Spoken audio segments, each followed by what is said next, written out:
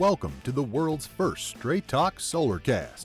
This is your go-to podcast for answers about solar.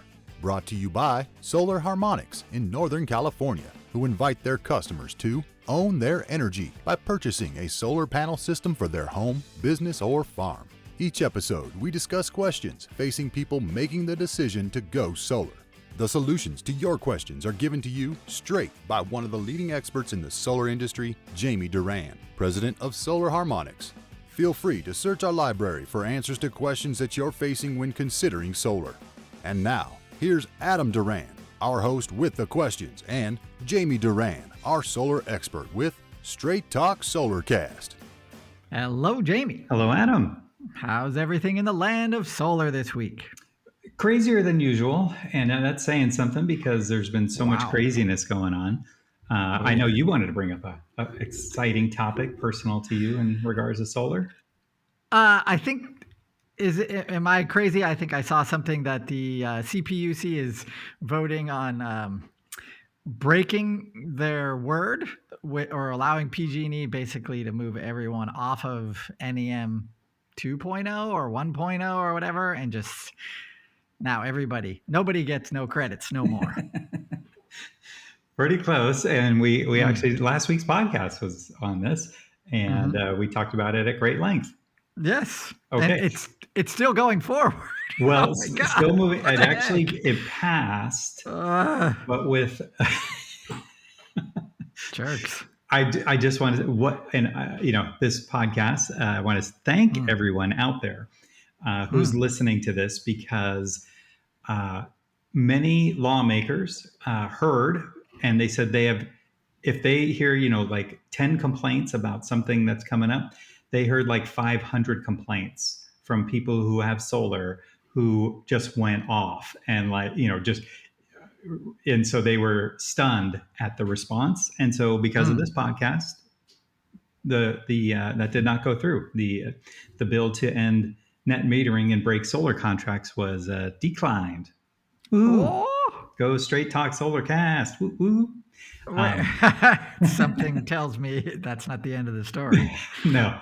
But so NEM 1.0, NEM 2.0 will continue. The argument against it, and the gal Lisa Calderon said, 98% of the people in my district don't have solar, and so they're paying for anyone who has solar. And so that was her reasoning behind breaking the net energy metering contract. And so, but yeah, the people who have solar, I think, learned their lesson from the NEM 3.0. And, because a lot of, when we were going through that, we were jumping up and down saying, hey, everyone, if you have solar, let's help the people that don't have solar. And we got very, very little response. And the response we got was, I need to get solar right now. And so we did tons and tons, and every solar company did tons and tons of installs. And then after all those installs, tons and tons of those solar companies went out of business. And so this time, everyone kind of heeded the call. And, we notified all our solar customers and said, hey, contact Lisa Calderon or your assembly person, and here's how you can find your assembly person. And they did. And Gavin Newsom's office was flooded, absolutely flooded with response. And so that's somewhat exciting. This might be something to investigate more, that the California solar population might be big. And even if it's not big, maybe it is boisterous. So we might have to set up our own Straight Talk Solarcast lobby. What do you think about that? All right. I'm in. All right. I'm in. How do I join? I think it's probably a good idea now. So I might be working on that to become the voice of solar in California, as we already are, because obviously our efforts are the main driver between what's happening. But protecting solar power in California, it is not. If you would think that politicians think it's the right thing to do and it's better for their residents, and nope. It's as soon as PG&E wants something changed, they yes sir, right away sir. How fast can I do that for you, sir? And it's because they're meeting no resistance on the other side. well, I think Right. it probably is time to make a other side.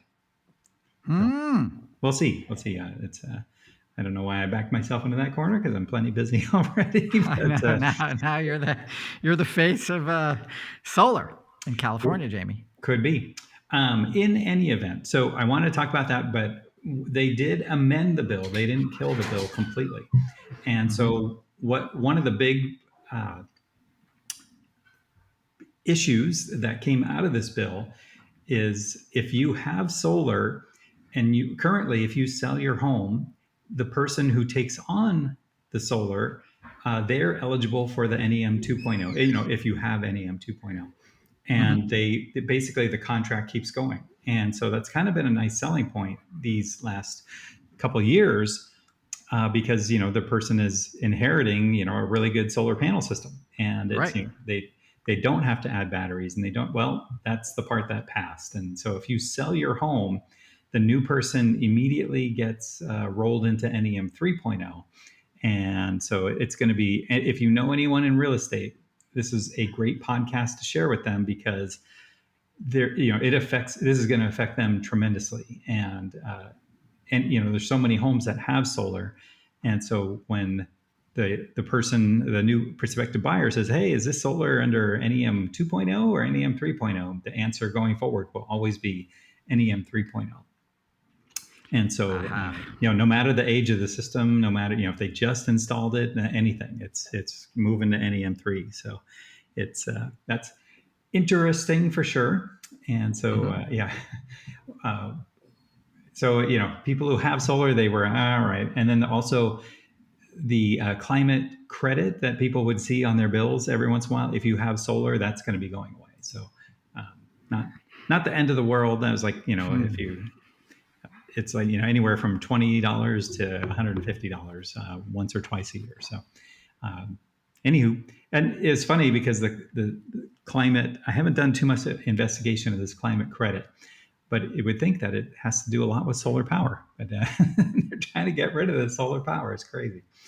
Um, Well, another topic. especially Go ahead. Go ahead. okay, go ahead. Well, especially because California has this big initiative to go electric.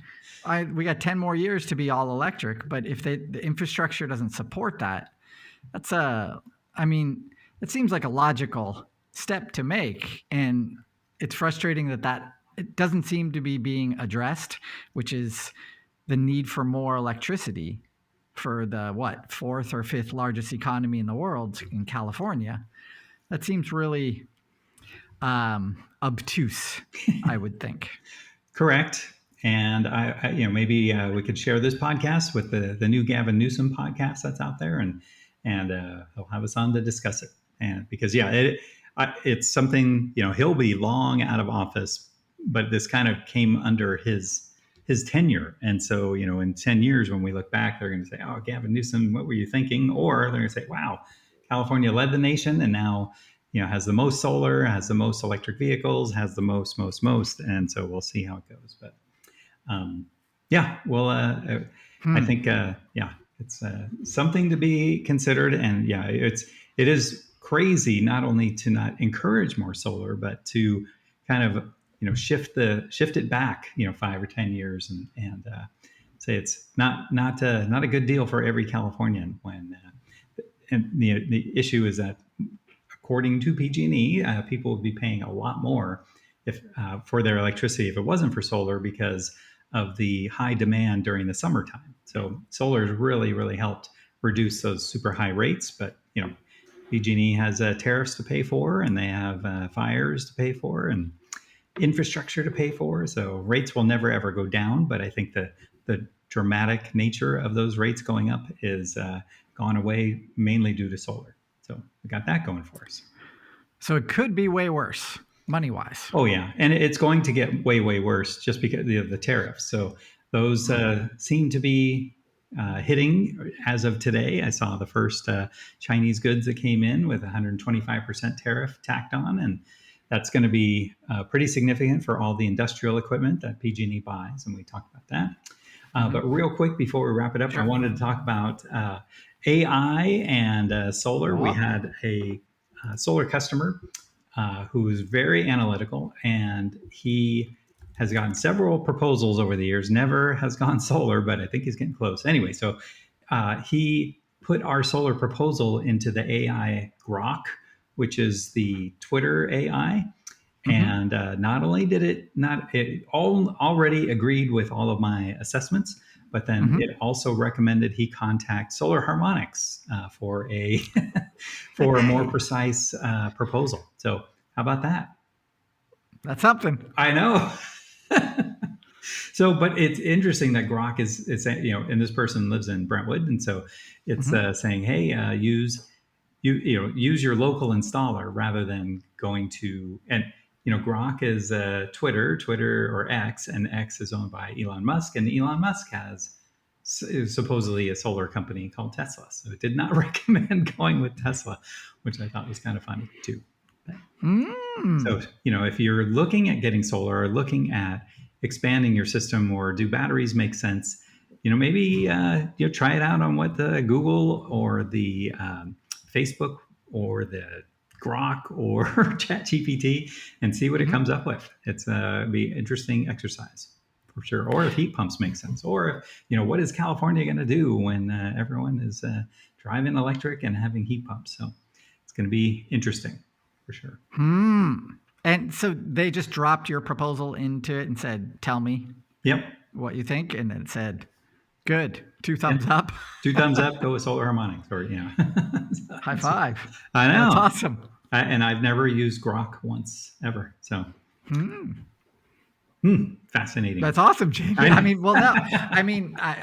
hope it, there's not any confidentiality, whatever. Okay, I'm sure it's great and it's all good. But it is cool that it did evaluate your proposal and say, it is. It's very interesting. That's validating. I think so. Nice. Now we'll have to ask it what it thinks of Straight Talk Solarcast. All right, the #1 podcast in the world for solar. That's right. All right, we're gonna wrap it up there. Thank you. Okay. Thank you for taking another few minutes out of your week to learn a little bit more about solar, especially in California. We are the tip of the spear for solar in America. So it's great. And there's always something happening in the land of solar. Always. Every week, something new comes up. It's crazy.